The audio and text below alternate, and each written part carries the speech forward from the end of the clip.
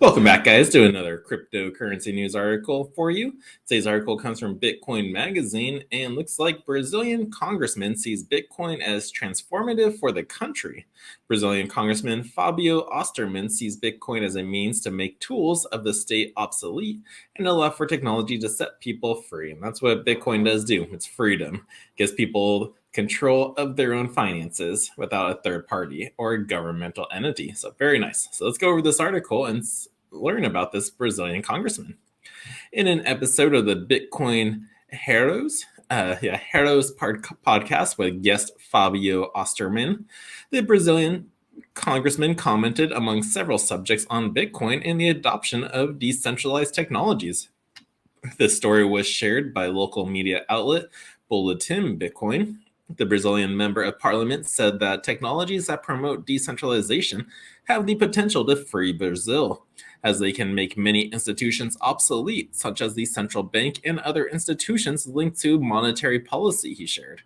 I personally believe very much in the future of freedom in Brazil and consequently in the future of prosperity in Brazil. I think that our children will live in a level of freedom that we have never imagined. Most probably because of what our generation is building. I am very confident in the future of freedom and of Brazil, consequently, because I see that in the worst case scenario, technology will set us free.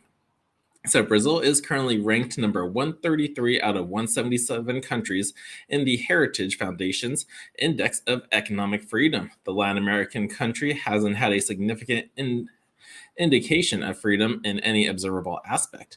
Bitcoin, as rightly highlighted by the MP and a number of individuals throughout the episode, has the potential to open a great space for the growth of freedom in the world. It removes the monopoly on currency, issuance, and on the financial system from centralized agents. Now, the adoption of Bitcoin in Brazil. In recent decades, Brazil has experienced a series of episodes that undermine the population's trust in state institutions.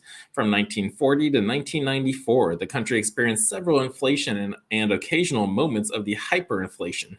Many point out that this may be a major reason for Bitcoin's popularity in the country, since the population is used to not trusting money issued by the government.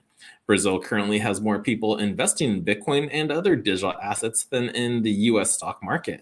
The lack of trust in one's own government due to various historical incidents has become an inseparable part of the culture of Latin American countries, as most South American countries have experienced hyperinflation, dictatorships, and confiscation of their savings. It is natural that there is a resistance to trusting centralized institutions.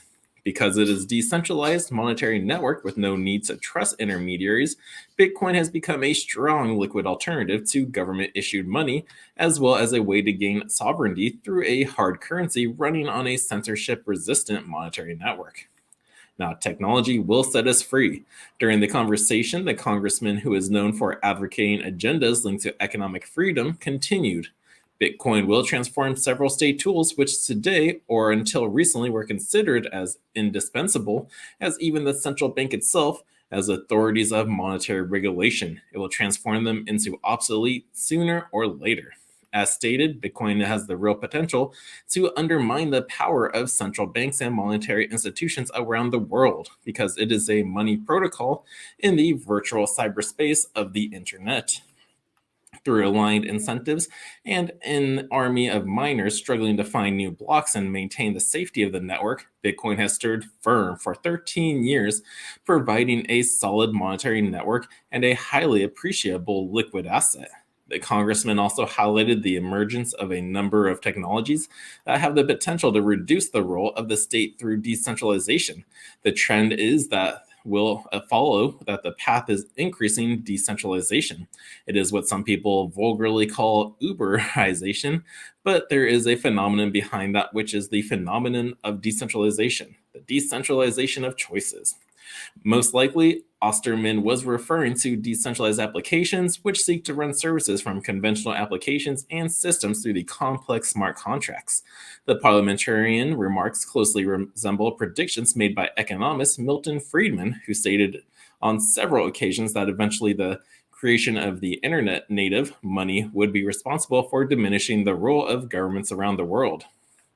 The one thing that is missing but will soon be developed is a reliable e-cash electronic money, a method whereby on the internet you can transfer funds from A to B without A knowing B or B knowing A, the way in which I can take a $20 bill and hand it to you and there's no record of where it came from.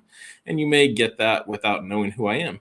That kind of thing will develop on the internet. Milton Friedman, he said that in a 1999 interview. Crazy. That was over 20 years ago that he was literally talking about Bitcoin.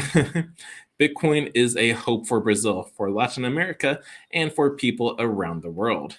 So yes, it is. And great article, really, really great. And yeah, Brazil is one of those ones that are adopting it. South America is as well. So yeah, these are the first guys. People around the world, especially in America, would say, oh, it's just like these are poor countries. It doesn't really matter. But this kind of matters because this is freeing them from the US sanctions. Yeah, like they don't need us. So, and that's going to be a big thing. That's why a lot of governments don't like it. And that's why it's taking them so long. But it's the start. By having these guys started, now we're seeing bigger countries such as Dubai as well slowly start incorporating it. Africa is going to be a big one. I believe Australia as well. Russia and Ukraine kind of seeing it. Like it's happening. Like it doesn't happen overnight. People are kind of impatient too, but it's like we are living the moments of it right now, and it is exciting. So yeah, great article. Hope you guys thought so too. Smash that thumbs up button, share this video with your friends, and subscribe. And until next time, the Crypto Sherpa is out.